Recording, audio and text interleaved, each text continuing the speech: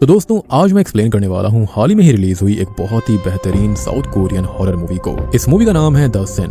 ये मूवी एक्जुमा और इनकेंटेशन का एक मिक्सचर टाइप का लगता है, साथ ही साथ यहाँ पर थोड़ा बहुत इविल डेड वाला भी टच है, तो आपको देखने में बहुत ही मजा आएगा। मेरे ख्याल से ये इस साल की one of the most underrated movie है। बहुत ही बेहतरीन फिल्म है ये। इसकी कहानी भी बहुत खतरनाक है और मैंने स्पेशली ये अपने कोरियन फ्रेंड से ट्रांसलेट करवाई है क्योंकि इसके ट्रांसलेशन कहीं पर भी सही अवेलेबल नहीं थे। लेकिन हाँ, यहाँ पर आपको पूरी की पूरी एक्सप्लेनेशन 100% करेक्ट मिलेगी with lot of theories. Video थोड़ी सी बड़ी हो सकती है लेकिन हाँ, आपको देखने में मजा आएगा। एंड डेयर आई से ये मूवी मुझे एक्जुमा से भी बेटर लगी है। और दोस्तों मैंने अभी थोड़ी देर पहले ही एक बहुत ही बढ़िया फिल्म को एक्सप्लेन किया है जिसका नाम है बर्थमार्क। अगर आपने उसे नहीं देखा है जाकर देख लेना, उसका लिंक आपको नीचे डिस्क्रिप्शन में पिन कमेंट में मिल जाएगा। बात करें द सिन के डायरेक्टर के बारे में और राइटर के बारे में, तो इसको डायरेक्ट और राइट किया है डोंग सॉक हान ने। तो चलिए अब बिना किसी देरी के चलते हैं सीधा वीडियो की तरफ।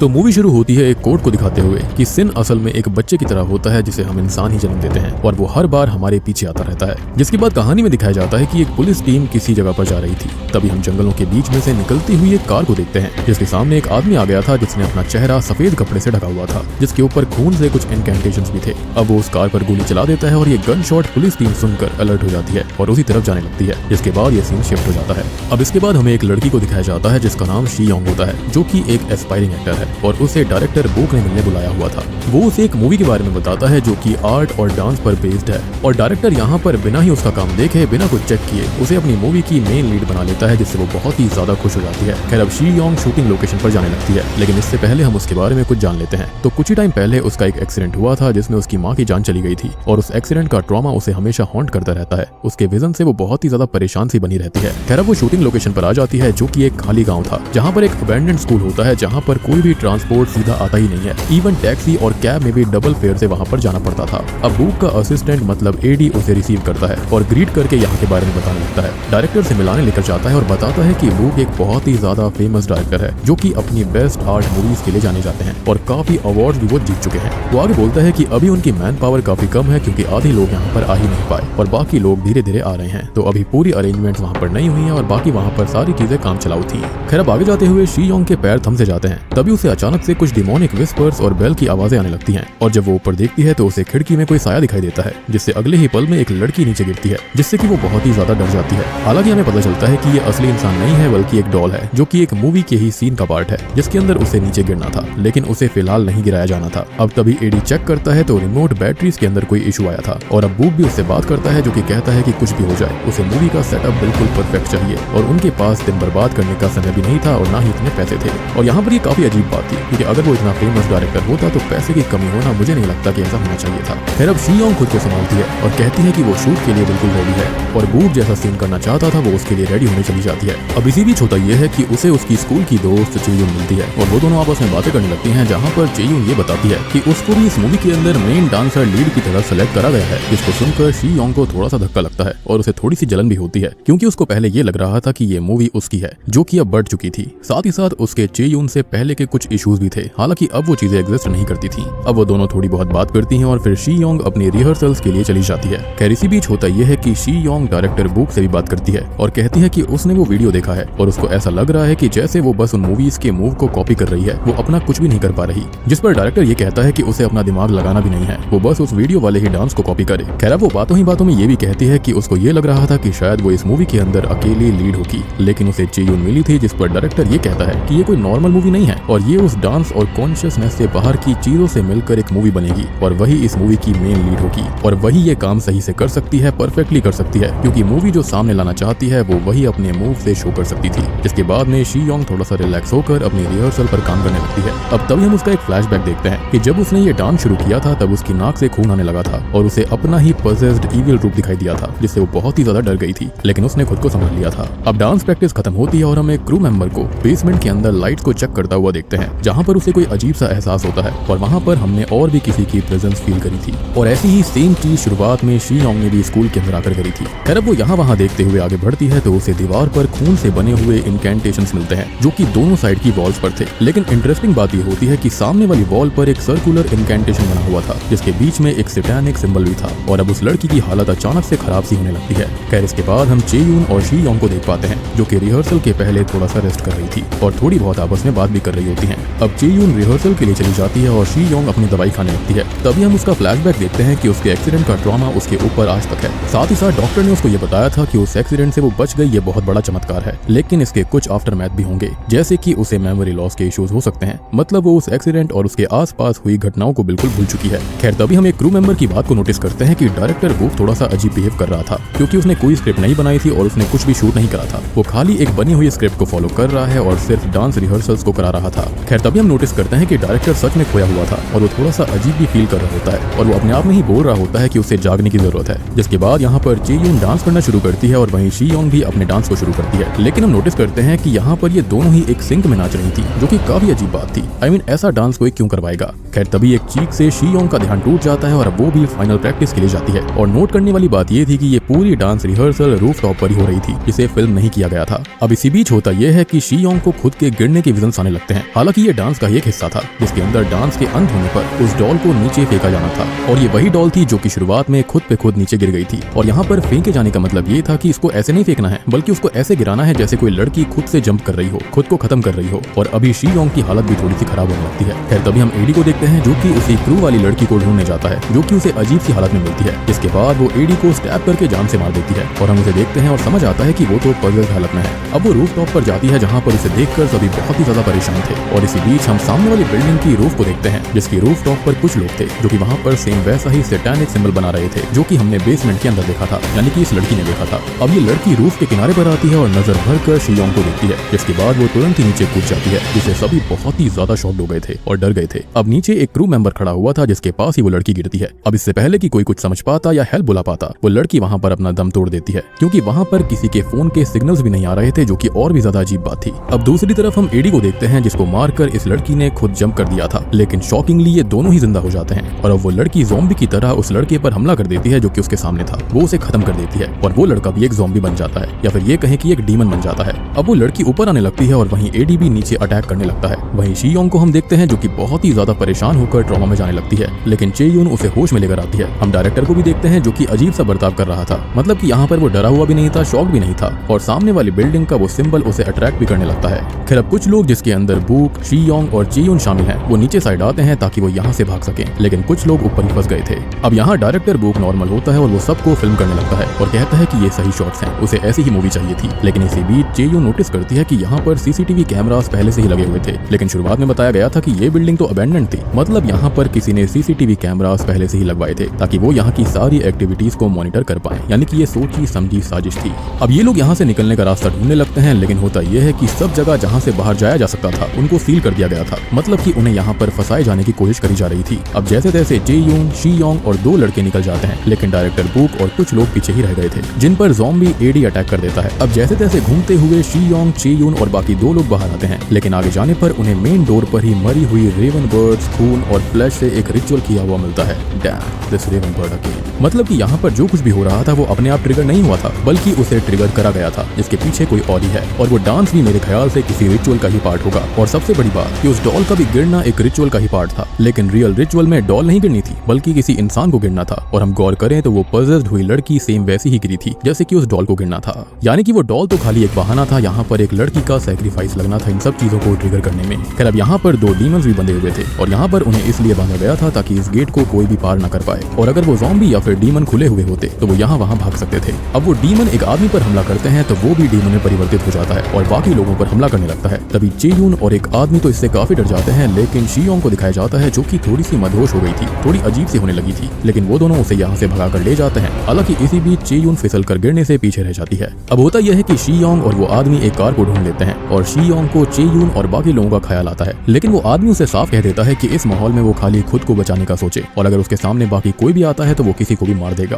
खैर अब वो लोग जाने के लिए तैयार होते ही हैं कि तभी स्कूल से पूरी क्रू बाहर आती है और अब तक सारे के सारे लोग डीमंस बन गए थे, जिनसे बचकर वो लोग भागते हैं। लेकिन थोड़ी ही दूर जाने पर वहाँ पर एक मास्क पहना हुआ आदमी आता है, जिसका पूरा चेहरा सफेद कपड़े और उसके ऊपर खून से बने हुए इंकेंटेशन से ढका हुआ था, और वो कार पर गोली चला देता है। और यही मूवी का स्टार्टिंग वाला सीन था, जिसके चलते पुलिस भी उसी तरफ आने लगी थी। अब इससे कार का एक्सीडेंट हो जाता है और जब शी योंग होश में आती है तो उसे अपने एक्सीडेंट के विलन्स आते हैं, जिसके अंदर उसकी माँ मारी गई थी, जो कि उससे ये कह रही थी कि उसे मारने ढेर सारे लोग आ रहे हैं। अब होश में आने पर वो कार से बाहर आती है और अब तक वहाँ पर ढेर सारे डीमंस आ गए थे, जो कि उस आदमी पर अटैक करके उसको भी डीमंस बना देते हैं।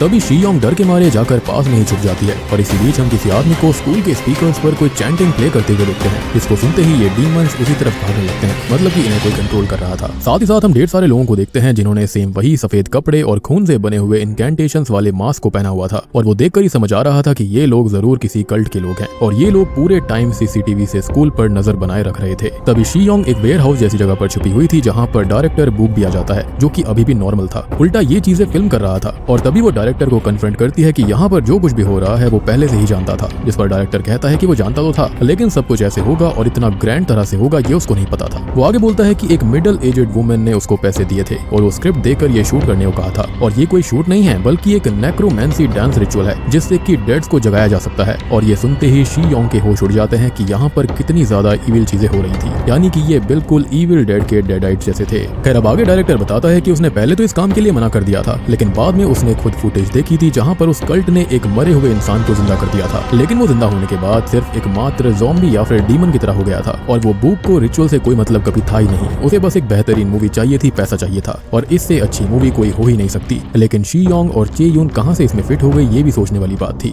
अब तभी शी योंग उस पर बहुत ही ज्यादा गुस्सा करती है लेकिन वो कहता है कि वो उस पर गुस्सा करने से बच नहीं जाएगी तो वो इंतजार करे और तब तक वो जाकर हेल्प लेकर आएगा। लेकिन जैसे ही वो गेट खोलता है तो एक पुलिस ऑफिसर उसे शूट कर देता है। एज मूवी की स्टार्टिंग वाली पुलिस टीम यहाँ पर आ चुकी थी और अब वो शी योंग से पूछताछ करने लगते हैं। वो पुलिस वाला ये कहता है कि यहाँ पर कैमराज हैं तो क्या यहाँ पर कोई गलत मूवी शूट हो रही है या फिर कुछ और हो रहा है, और ये स्कूल चेयरमैन किम की प्रॉपर्टी है तो क्या वो उनकी वर्कर है, जिस पर वो कहती है कि वो किसी किम को नहीं जानती और उसे नहीं पता कि यहाँ पर आखिर चल क्या रहा था और अगर पुलिस उसकी बात माने तो उन्हें यहाँ से जल्दी निकल जाना चाहिए अदरवाइज देर हो जाएगी। लेकिन ऑफिसर उसकी किसी बात पर कोई भी यकीन नहीं करता, लेकिन शी योंग को तो अपनी जान बचानी थी तो वो सीधा वहाँ से भागने लगती है, जिसको ऑफिसर पीछे से शूट करता है। लेकिन शॉकिंगली एक भी गोली शी योंग को टच तक नहीं करती, जिससे वो ऑफिसर बहुत ही ज्यादा हैरान रह जाता है क्योंकि इतने सालों में इतनी साल की ट्रेनिंग लेने के बाद उसका आज तक कभी भी निशाना नहीं झुका था, लेकिन आज वो एक लड़की को शूट तक नहीं कर पाया, जो कि बहुत ही अजीब बात थी। ऐसा लग रहा था जैसे कोई शक्ति उसे बचाना चाहती हो। तभी वो अपने एक आदमी को उसके पीछे भेजता है और वो आदमी उसे पकड़ भी लेता है, जिसको वो कहती है कि उन्हें जल्दी से यहाँ से भाग जाना चाहिए क्योंकि स्कूल में अभी और भी लोग हैं जो कि सबको मार डालेंगे। लेकिन वो ऑफिसर उसकी बात नहीं मानता और अपने बॉस को कॉल करता है, लेकिन उसका कोई भी रिप्लाई नहीं आता क्योंकि पूरी की पूरी पुलिस टीम को कल्ट के लोगों ने घेर लिया था। अब यहाँ भी एक कल्ट का आदमी आ जाता है जो कि उस पुलिस वाले पर गन तान देता है और वो दोनों एक दूसरे को शूट कर देते हैं। अब वहीं दूसरी तरफ जिस कल्ट के लोगों ने इस पुलिस टीम को घेरा हुआ था उनका लीडर सभी पुलिस ऑफिसर्स को शूट करने का ऑर्डर देता है। अब यहाँ पर शी योंग बहुत ही ज्यादा सहम जाती है और वो कल्ट मेंबर्स मरने से पहले अपना मास्क हटाकर उसको देखता है और कहता है कि इतने टाइम से वो सब उसके पीछे पड़े हुए हैं और दिखने में वो बिल्कुल नॉर्मल है। और ये बात अभी हमें बिल्कुल समझ में नहीं आती कि वो सभी लोग शी योंग के पीछे क्यों पड़े हुए थे और उस बेचारे ने ऐसा क्या कर दिया था कि सभी उसकी जान के पीछे पड़े हैं। खैर अब वो डर के मारे अपना आपा खोती जा रही थी और तभी वहाँ पर चे यून आती है जो कि अभी तक जिंदा थी और वो उसे वहाँ से भगाकर अपने साथ ले जाती है। अब वो दोनों आगे जाती हैं लेकिन डर के मारे शी योंग की हिम्मत टूटने लगी थी और वो फूट कर रोने लगती है, जिसको चे यून संभालती है और उसको दिलासा देती है कि सब कुछ ठीक हो जाएगा। आगे वो दोनों थोड़ी ही दूरी पर एक गैस स्टेशन पर जाती हैं जहाँ पर शी योंग रेस्ट रूम जाती है और चे यून मदद के लिए कॉल करने लगती है। अब यहाँ पर शी योंग को फिर से वही अजीब सी विस्पर सुनाई देती है और फिर वो मधोश सी होने लगती है जैसे कि वो पहले हुई थी।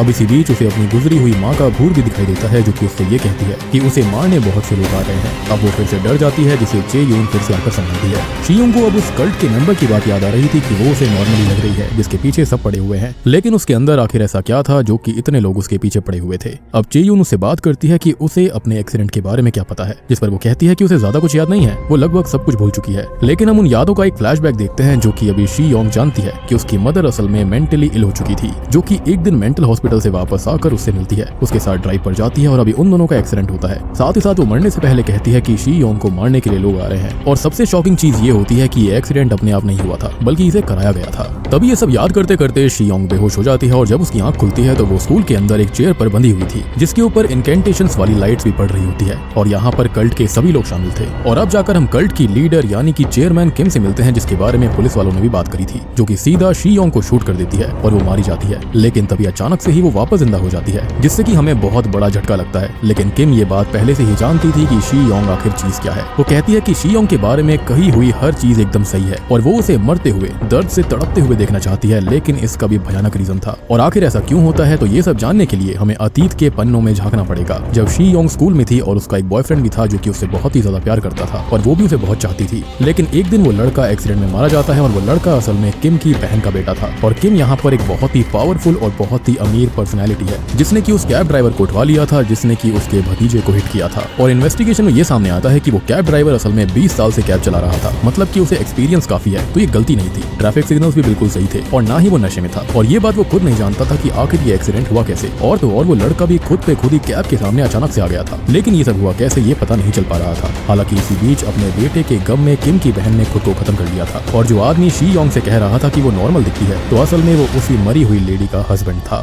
या फिर ये कह सकते हैं कि वो किम का जीजा था। अब किम गुस्से में भरकर अपने हाथों से उस ड्राइवर को शूट करके खत्म कर देती है। लेकिन वो जानती थी कि रियल कल्प्रिट कोई और ही था और वो इतने सालों से उसी दोषी को ढूंढ रही थी। और तभी उससे मिलने चेयून आती है। जी हाँ, यानी कि चेयून भी इसके बारे में जानती थी, जो कि असल में एक शेमन सेक्ट का पार्ट है। और वो किम को पहले तो उस रिचुअल के बारे में बताती है जहाँ पर उन इनकैंटेशंस, उस सिंबल और डांस से डेड को वापस लाया जा सकता था, मतलब मरे हुए लोगों को जिंदा किया जा सकता था। लेकिन वो मरे हुए लोग जो हुआ करते थे वो खाली कुछ और नहीं बल्कि डीमंस थे। और यही वीडियो डायरेक्टर बुक ने भी देखी थी और उसके अंदर चेयून ने ही एक आदमी को जिंदा किया था। और इन डीमंस को मारने का सिर्फ एक ही तरीका है कि उनके सर को काट कर अलग कर दिया जाए या फिर गोली से उनके सर को बिल्कुल खत्म कर दिया जाए। खैर अब ये लोग वही चीज करते हैं जो कि डीमंस जो कि बाहर थे उन सभी को वहाँ पर कल्ट के लोग खत्म कर देते हैं। अब आगे चेयून शियोंग के बारे में बताती है कि वो एक स्पेशल चाइल्ड रही है हमेशा से, जिसके पास असल में साइकिक पावर्स हैं और वो जहाँ भी जाती है लोग मरने लगते हैं। वो जिस स्कूल के अंदर भी गई थी वहाँ पर बच्चे मारे गए थे और लोग उसे विच कहा करते थे और इसलिए वो बार बार स्कूल चेंज किया करती थी और उसी की वजह से ही किम के भतीजे की भी जान गई थी। खैर अब किम पर्सनली इन चीजों को वेरीफाई करती है, सभी स्कूल्स के अंदर शियोंग को जानने वालों से बात करती है, उसका पूरा स्टाफ इसी इन्वेस्टिगेशन में लगा रहता है। और एक चीज और कि इसके लिए हम एक और फ्लैशबैक देखते हैं कि शियोंग की माँ असल में चर्च में फादर से कहती है कि उसने पाप किया है और वो पाप क्या है, तो असल में अपने बॉयफ्रेंड को मारने के बाद शियोंग टूट गई थी। जी हाँ, और वो खुद को मारने की कोशिश करती है, लेकिन किम की कंपनी ने एक दवाई बनाई थी जो कि इंसानों को इमॉर्टल कर सकता था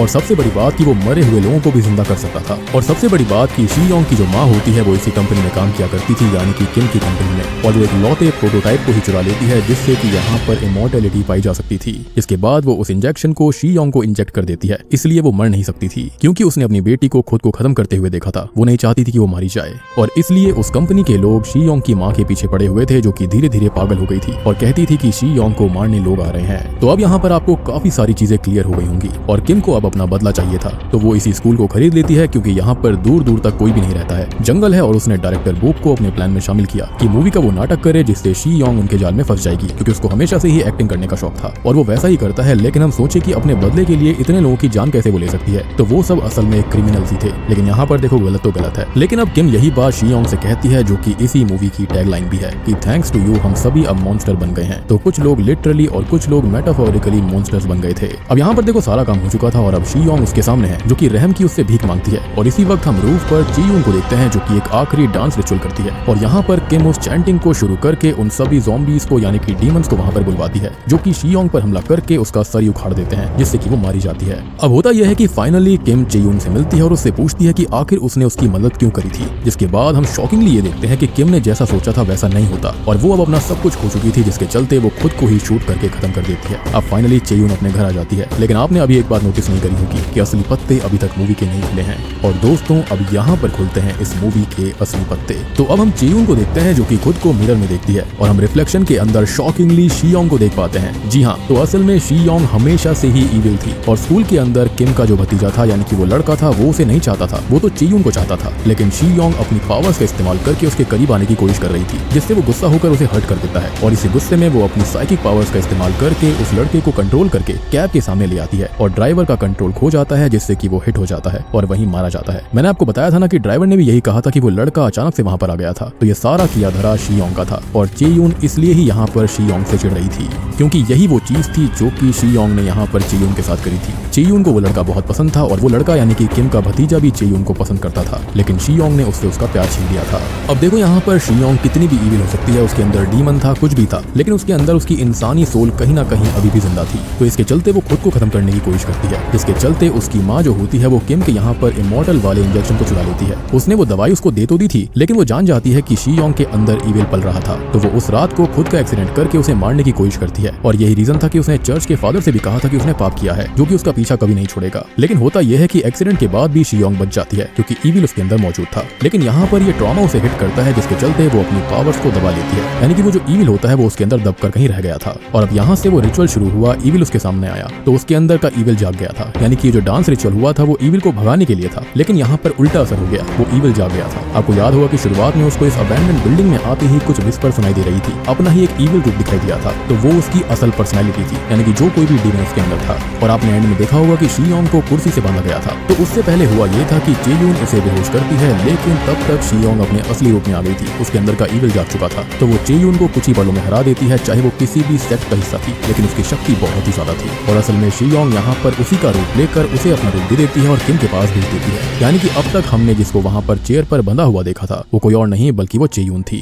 अब किम के सामने शीयोंग के रूप में चेयून जो होती है वो उससे रहम की भीख मांग रही होती है, लेकिन हम जानते हैं कि इन सब चीजों को कंट्रोल करने वाली कोई और नहीं बल्कि शीयोंग के अंदर का ईविल होता है। और ऊपर जो चेयून डांस कर रही थी वो कोई और नहीं बल्कि वो शीयोंग थी। और सबसे बड़ी बात कि इस रिचुअल से वो ईविल बहुत ही ज्यादा पावरफुल था और उसने ही अपनी पावर से किम को खत्म कर दिया। यानी कि उसने खुद को खत्म नहीं किया था, बल्कि जब किम जान गई थी कि असल में वो चेयून नहीं बल्कि शीयोंग है, तो उसने किम को अपनी साइकिक पावर से ही खुद को खत्म करवा दिया। जिसके बाद शीयोंग फाइनली अपनी माँ की बात को याद करती है कि उसे मारने के लिए लोग आ रहे हैं, जिस पर अब वो ये कहती है कि कोई नहीं आएगा क्योंकि वो सबको खत्म कर देगी। अल्टीमेटली शीयोंग यहाँ पर मेन ईविल होती है। अब इस मूवी के एक पोस्ट क्रेडिट सीन के अंदर हमें दिखाया जाता है चेयून की गार्डियन को, और असल में आप जानते हैं कि चेयून एक शेमन सेक्ट से आई थी, तो ये उस सेक्ट की लीडर है जिन्हें चेयून ने उस रिचुअल के लिए हेल्प मांगते हुए पहले ही शीयोंग और उसके ईविल के बारे में बता दिया था। लेकिन वो उसको ये कहती है कि इस रिचुअल से वो दूर रहे, क्योंकि वो जानती थी कि ये रिचुअल कितना खतरनाक हो सकता था। लेकिन अब उन्होंने चेयून को खो दिया था जिसकी वो गार्डियन थी, और अब वो शांत नहीं बैठने वाली है। मतलब कि अब शीयोंग का सामना असली पावर से होने वाला था, या फिर ये कहा जा सकता है कि अब शीयोंग के अंदर के ईविल का सामना असली शक्ति से होने वाला था।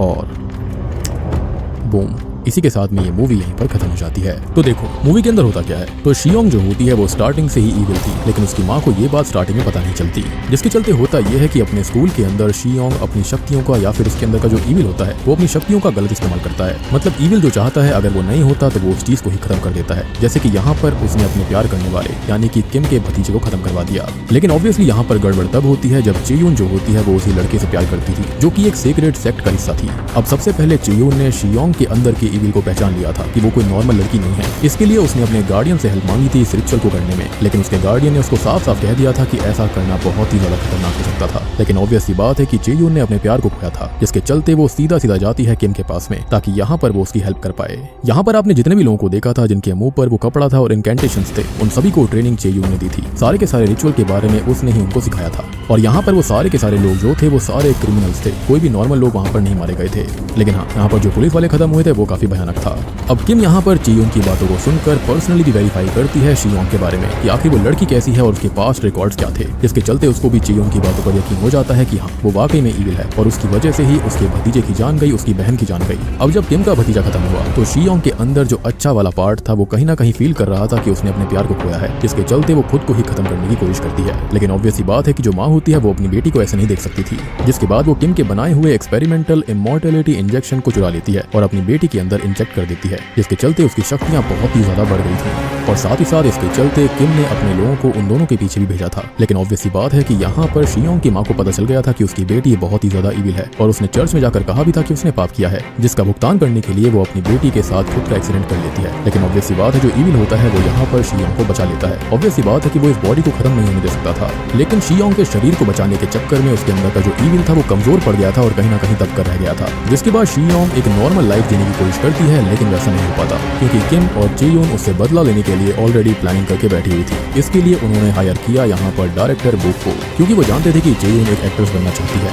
और उसके बाद की कहानी तो आपको पता ही है कि इन्होंने क्या क्या किया। वहाँ पर अबैंडन्ड स्कूल को हायर किया, वहाँ पर ये सारी चीजें करी। बट ऑब्वियस सी बात है कि ये लोग ये नहीं जानते थे कि वो रिचुअल इनके ऊपर ही भारी पड़ जाएगा। वो रिचुअल होते ही वो जो डीमन था वो शीयोंग के अंदर से जाग चुका था और बहुत ही ज्यादा पावरफुल हो चुका था। तो एंड में उसने चेयून से अपना ही रूप बदल लिया था, जिसके चलते किम को ऐसा लगा कि उसके सामने कोई और नहीं बल्कि शीयोंग बैठी है, लेकिन वहाँ पर असल में चेयून बैठी हुई थी। और इस तरह से चेयून का खात्मा कर दिया जाता है। लेकिन जब बाद में किम को एहसास होता है कि यहाँ पर तो शीयोंग अभी भी बच गई है, लेकिन तब तक बहुत देर हो चुकी थी। शीयोंग अपनी साइकिक पावर्स का इस्तेमाल करके किम को ही खत्म करवा देती है, जिसके बाद अब ये ईविल बिल्कुल आजाद था कुछ भी करने के लिए। और आपको याद होगा कि बीच बीच में जो शीयोंग थी वो मदहोश हो जाया करती थी, तो वो उसके अंदर का जो ईविल था ना वो बाहर आने की कोशिश कर रहा था। अब देखो यहाँ पर ये बात नहीं बताई गई है कि आखिर शीयोंग के अंदर ये ईविल गया कैसे था, या फिर वो पैदा ही ऐसी हुई थी, या फिर उसकी माँ ने कोई ना कोई कर्म कांड किए थे जिसके चलते ऐसा हुआ था। अब हो सकता है कि शायद पार्ट 2 के अंदर और भी ज्यादा असली पत्ते खुलेंगे, लेकिन फिलहाल की कहानी तो यही है। उम्मीद करता हूँ कि आपको सारा का सारा कॉन्सेप्ट समझ में आ गया होगा। फिर भी अगर आपको कोई डाउट है तो आप कमेंट सेक्शन में इसको पूछ सकते हैं। और हाँ, एक और चीज, इंटरनेट के ऊपर इस मूवी की और भी एक्सप्लेनेशन उपलब्ध है, लेकिन उसके अंदर कहानी पूरी गलत बताई गई है। मैंने यहाँ पर अपने कुछ कोरियन फ्रेंड से इस मूवी को ट्रांसलेट करवाया है, जिसके चलते मैंने आपको 100% बिल्कुल सही एक्सप्लेनेशन दी है, और इसलिए इस मूवी को आने में इतना टाइम लग गया। मेरे पास स्क्रिप्ट तो काफी पहले आ गई थी, लेकिन कुछ चीजें कंफर्म करने में टाइम लग गया था। लेकिन अगर आपका फिर भी कोई डाउट है तो आप कमेंट सेक्शन में जरूर बताना, मैं आपका डाउट क्लियर करने की कोशिश करूंगा। तो चैनल के ऊपर नए हैं तो सब्सक्राइब कर लीजिए इसके पार्ट 2 के लिए, जो कि मेरे ख्याल से जल्दी ही आ सकता है, क्योंकि सब्सक्राइब करने से होगा ये कि आप तक वीडियो की नोटिफिकेशन जल्दी से जल्दी आ जाएगी। और वीडियो को लाइक करना बिल्कुल मत भूलना। तो मैं आप सबको मिलता हूँ अगली वीडियो के साथ में, तब तक के लिए